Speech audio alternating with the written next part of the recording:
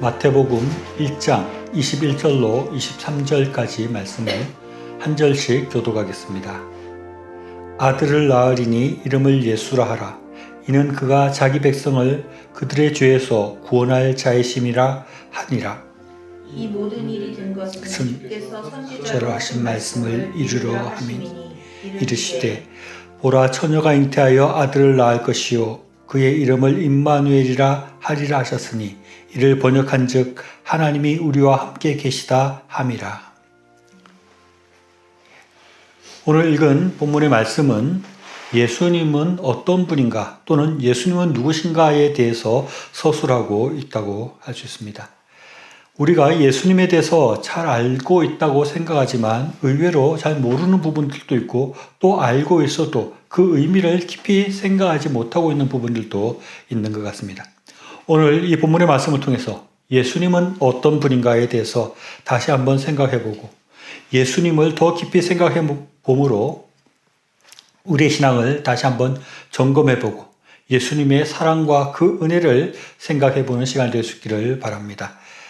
우리가 잘 아는 찬송 중에 예수님은 누구신가 라는 찬양이 있습니다.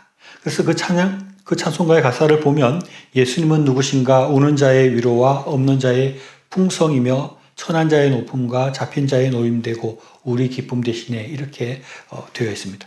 참 좋은 찬송이고 예수님에 대해서 잘 묘사하고 있는 찬양이지만 단순히 우리의 예수님이 우리에게 위로를 주고 우리의 풍성이 되고 우리를 눌림에서부터 놓이게 하는 그런 분이다 하는 것보다 더 중요하고 근본적인 예수님의 위상 또는 근본적인 예수님의 정체성이 있다고 할 수 있습니다. 예수님을 규정하는 것 중에 가장 중요한 것은 예수님은 하나님이시다 하는 것입니다. 예수님은 삼위일체 하나님 중에 한 분이신 것입니다. 이것은 아주 중요한 의미가 있고 우리의 신앙에 또 우리의 신학에 아주 근간이 되는 중요한 것이라고 할 수 있습니다. 하나님이 세 분이면서 동시에 한 분이라는 이 삼위일체 신학은 우리 사람들에게는 쉽게 이해될 수 없는 신비로운 것이지만 예수님이 삼위일체 하나님 중에 한 분이라는 것은 분명한 사실이고 그것은 아주 놀랍고 아주 깊은 의미를 담고 있는 것이라고 할 수 있습니다.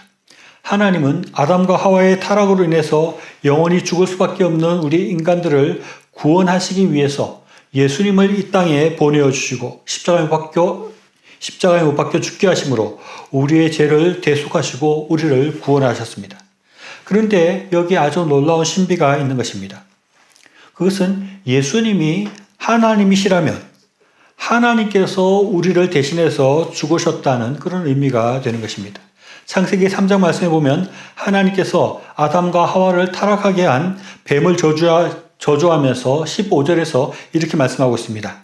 내가 너로 여자와 원수가 되게 하고 내 후손도 여자의 후손과 원수가 되게 하리니 여자의 후손은 내 머리를 상하게 할 것이요 너는 그의 발꿈치를 상하게 할 것이니라 라고 말하고 있습니다.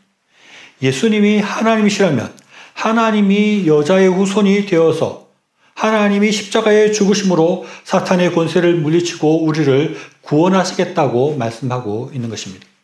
이것은 굉장히 놀라운 말씀이라고 할 수 있습니다. 사람을 구원하기 위해서 하나님께서 이 땅에 사람의 모습으로 태어나시고 십자가의 고난을 당하시고 하나님이 십자가에서 죽으셨다는 것입니다. 하나님께서 지극히 높으신 하나님께서 비천한 인간의 모습이 되었다는 것입니다. 하나님께서 이 누추한 땅에 누추한 모습으로 가장 낮은 자의 모습으로 오셨다는 것입니다. 우리를 구원하기 위해서 이 얼마나 놀랍고 큰 은혜가 아니겠습니까? 왜 하나님께서 이 사람의 모습으로 이 누추한 땅에 또 말구 위에서 태어나시고 우리와 함께 사시면서 십자가의 고난을 당하고 조롱을 당하고 죽으신 이유가 무엇입니까? 우리를 구원하기 위함이다 라고 말씀하고 있습니다. 마태복음 1장 21절 말씀을 다시 읽어보면 아들을 낳으리니 이름을 예수라 하라. 이는 그가 자기 백성을 그들의 죄에서 구원할 자이심이라 라고 말하고 있습니다. 예수님은 우리의 죄에서 구원하실 분이다 라고 표현하고 설명하고 있습니다. 예수님은 누구신가 할 때 예수님은 우리의 구원자다는 것입니다.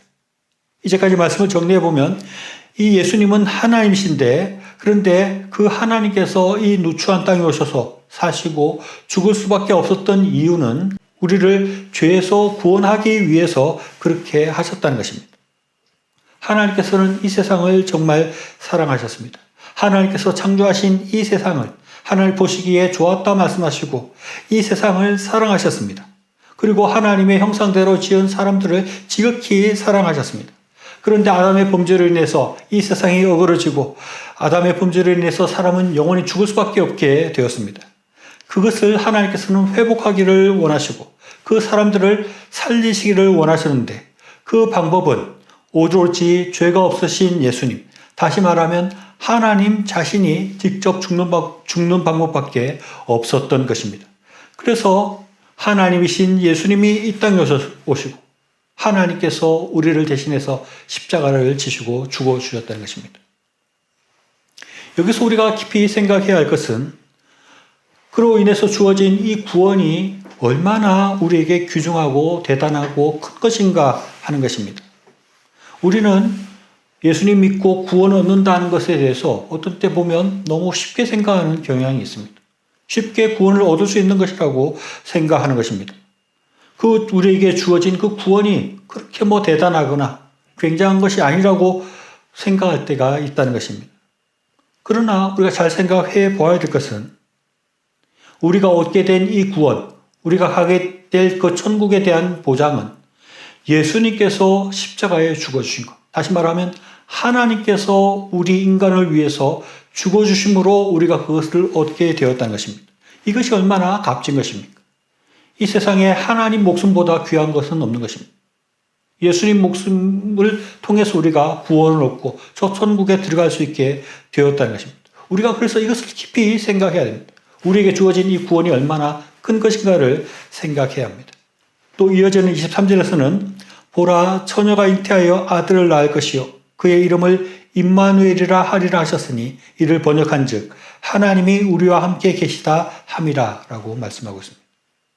예수님의 이름, 예수님의 정체성 중에 하나가 임마누엘이라 하는 것입니다. 예수님은 우리를 하나님과 함께 있게 하시는 분이다 하는 것입니다. 예수님께서 이 땅에 오셔서 죽어주심으로 우리가 이제는 하나님과 함께 있게 되었다는 것입니다.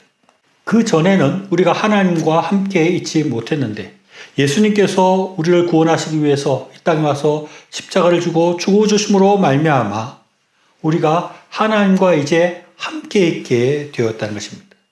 다시 한번 정리해보면 예수님은 누구신가라는 질문에 대한 답은 예수님은 하나님이시고 예수님은 우리를 구원해 주는 분이시고 또 예수님은 우리가 하나님과 함께 있게 하시는 분이다 라고 답할 수 있는 것입니다. 여기서 우리가 깊이 생각해 봐야 될 것은 하나님께서 우리와 함께 계시다는 것이 정말 중요한 문제이기 때문에 그것을 위해서 예수님께서 이 땅에 오시고 하나님이신 예수님께서 우리를 위해서 죽으셨다는 것을 생각해야 합니다. 우리가 구원을 얻는 것, 천국에 들어가는 것, 그만큼 중요한 것이 또 우리가 하나님과 함께 있는 것이라고 할 수 있습니다. 하나님이 우리와 함께 계시다 하는 것은 굉장한 것입니다. 아까 불렀던 그 찬양의 가사처럼 하나님은 우는 자의 위로가 되어주십니다. 하나님이 함께 하실 때 우리가 슬퍼하고 우리가 울고 있을 때 우리 곁에서 하나님께서 우리에게 위로가 되어주시는 것입니다. 하나님은 없는 자의 풍성이십니다. 우리가 부족하고 늘 빈곤한 가운데 그렇게 허덕이고 있을 때 하나님께서는 우리에게 풍성을 주시는 분이시기도 한 것입니다. 또 천한 자의 높음과라고 찬양하는데 우리가 천하고 낮아져 있을 때 우리를 높여주시는 분이 하나님이십니다. 하나님이 함께할 때 우리가 높아지는 것입니다. 또 잡힌 자의 노임이 된다고 말합니다. 여러 가지로 우리에게 뭔가 잡혀있을 때 하나님께서 그것들로부터 우리를 해방시켜 주시고 우리에게 자유를 주시는 것입니다. 그것이 하나님이 함께할 때 받는 은혜인 것입니다. 약한 자의 강함이 된다고 합니다. 우리가 약할 때 하나님께서 우리를 강하게 해주신 것입니다. 또 눈먼 자의 빛이 된다고 말하고 있습니다. 우리가 갈 바를 알지 못하고 방황할 때 하나님께서 빛을 비춰주시고 우리의 갈 길들을 인도하시는 것입니다. 또 병든 자의 고침이라고 말합니다. 우리가 병들었을 때 하나님 옆에 기도할 때 하나님께서 우리를 고쳐주시는 것입니다. 이렇게 하나님께서 우리 곁에 계실 때 이런 많은 은혜들을 받게 되는 것입니다. 이런 많은 은혜 가운데 우리는 참으로 기쁨을 누리며 살아가게 되는 것입니다. 또 하나님이 우리와 함께 할 때 우리는 큰 능력을 발휘하게 됩니다. 하나님 주시는 큰 평안을 누리게 됩니다. 위기의 847이라는 그런 영화가 있는데 이 영화는 1985년 6월에 TWA-84기라는 그 비행기가 이란 납치범에 의해서 공중에 납치된 사건을 배경으로 하고 있습니다. 근데 그때 그 비행기의 기장인 존 스태기 레이라는 사람이 있었는데 이 사람은 비행기가 테러범에게 납치되었다는 사실을 깨닫고 그 비행기를 어떻든지 공항에 착륙시키려고 노력을 했습니다. 그래서 이 기장이 베이루트 공항 쪽으로 비행기를 몰고 가니까 이 테러범들이 그 기장에게 머리에 총구를 거누고 수류탄에 안전핀을 뽑고 협박을 했습니다. 이 성실하게 예수님을 잘 믿던 이 기장은 죽음의 공포에 휩싸였던 것입니다. 그러면서 그러한 위기 상황 가운데 이 기장에게 드는 생각이 그래, 죽는 것도 그렇게 나쁜 일이 아니야. 죽은 뒤에 예수님을 만날 수 있을 테니까 그런 생각이 들었다는 것입니다. 그러면서 나에게는 하나님이 함께 계시다는 생각을 하게 되면서 그 두려움이 사라지고 평안을 누릴 수 있었다고 합니다. 그는 그 당시의 일을 기억하면서 이렇게 말했습니다. 하나님께서 내가 죽지 않기를 원하신다면 테러범이 나를 어찌할 수 없을 것이다. 하나님은 수류탄을 터지지 않게도 할 수 있고 하나님은 방아쇠를 당기지 못하게 할 수도 있을 것이다. 그런 생각을 하면서 하나님 앞에 모든 것들을 맡기고 하나님의 계획이 있음을 생각하고 하나님이 나와 함께 한다는 것을 생각하고 침착하게 대응할 수 있었다고 합니다. 몇 차례의 어려움을 겪은 후에 승객과 승무원은 물론 이 기장까지도 모두 무사하게 그 테러범의 손아귀에서 벗어나서 이렇게 무사하게 그 문제가 해결되었다고 합니다. 그는 하나님께서 이 비행기 안에 함께하고 계신다 하는 그것을 믿음으로 평강을 얻고 침착하게 대응함으로 그 문제들을 해결할 수 있게 되었다고 고백하고 있습니다. 이렇게 하나님이 나와 함께 하신다는 것은 우리에게 큰 평안이 되고 큰 위로가 되고 큰 힘과 능력이 되는 것입니다. 예수님께서 우리를 대신해서 죽으시고 하나님이 우리를 대신해서 십자가에 달리신 것, 그것을 통해서 하나님은 이런 위로와 평안과 하나님이 함께 하시는 그 은혜를 주시기를 원하셨다는 것입니다. 하나님께서 이런 하나님과 함께하는 평안, 하나님과 함께하는 이 은혜를 주셨는데 우리가 그것을 기억하지 못하고 그것을 누리지 못하고 살아간다면 너무나 안타까운 일이라고 할 수밖에 없습니다. 우리는 예수님의 죽음으로 인해서 우리가 구원을 얻은 것과 함께 예수님의 죽음으로 인해서 나에게는 하나님이 함께하고 있다는 것을 믿고 그것을 바라보고 그것을 늘 생각하면서 살 수 있어야 하겠습니다. 예수님께서 우리에게 얼마나 큰 은혜를 주셨는지 늘 기억해야 됩니다. 하나님이신 예수님께서 이 누추한 땅에 사람의 모습으로 오셔서 십자가의 고난을 당하시고 조롱을 당하시고 죽어주셨다. 그 은혜에 대해서 우리가 늘 기뻐하며 감사하며 살 수 있어야 됩니다. 그리고 하나님께서 우리에게 구원을 주셨다. 예수님을 통해서 구원을 주셨다. 우리를 죄에서부터 건져내시고 천국을 약속하셨다는 것을 생각하며 그 은혜를 늘 찬양하면서 살아가야 합니다. 그리고 중요한 것은 하나님께서 나의 곁에 계신다 하는 것을 기억하는 것입니다. 어떤 스코틀랜드의 노인이 아파서 누워 있었는데 어떤 사람이 그 노인을 방문했습니다. 방문해 보니까 침대가 이 노인이 여기 누워 있는데 방문객이 이렇게 이쪽에 의자에 앉아 있는데 맞은편에 보니까 반대편에 또 의자가 하나가 있는 것입니다. 그러면서 이 사람이 물어봤습니다. 저쪽 의자는 뭡니까? 라고 말을 하니까 이 노인이 하는 말이 어떤 목사님이 오셨을 때 제가 죽어가고 힘이 점점 없어서 너무 불안하다고 이야기하니까 저 의자를 놔두고 저 의자에 예수님이 앉아 계시다라고 생각을 하라고 했다는 것입니다. 그러면서 그냥 그 앉아 계신 예수님께 이런저런 고민과 걱정과 또 이야기를 나누라고 이야기했다는 것입니다. 그래서 몇 해 전부터 그 의자를 놔두고 있는데 너무나 저에게 위로가 되고 참 도움이 많이 됩니다 라고 말을 했다는 것입니다. 얼마 후에 그 노인이 죽었다는 소식이 들려왔습니다.